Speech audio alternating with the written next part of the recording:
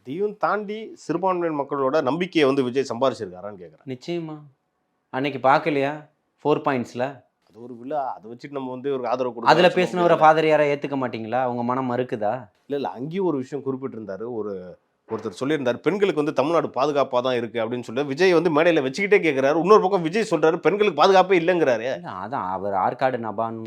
நபான் வாரிசு பேசுகிறாரு, பேரம் பேசுகிறாரு. அதில் மாற்று கருத்தே இல்லை. அவருடைய பார்வையை அவர் பதிவு பண்ணியிருக்கிறாரு. நான் என்ன இப்பவும் சொன்னேன், பல கோடி பேர் இங்கே இருக்கிறாங்க. பல கோடி பேருக்கும் பாதிப்புன்றது எந்த இடத்துலையும் தமிழக வெற்றிக் கழகம் சொல்லலை. புரியுதுங்களா?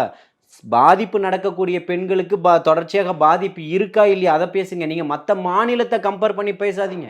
இங்கே என் தங்கச்சிக்கு நடந்திருக்குன்றதை நான் பேசுகிறேன். நீங்கள் என்ன பேசுகிறீங்கன்னா மற்ற மாநிலங்களை ஒப்பிட்டு அவர் பேசுகிறாரு. அதை நான் மறுக்கலை. மற்ற மாநிலங்களை விட இது முற்போக்காக இருக்குது, ஏற்றுக்கிறேன். ஆனால் முற்போக்கான மாநிலங்களில் ஏன் இப்படி நடந்துக்கிட்டு இருக்கு? இப்போ அங்கே பக்கத்து மாநிலங்களில் 100 பேருக்கு பாலியல் வன்புணர்வு நடந்துருச்சு, இங்கே 10 பேருக்கு நடந்திருக்கு, அதனால இதை ஏற்றுக்கங்கன்னு சொல்ல வரீங்களா? நீங்கள் என்ன சொல்ல வரீங்க?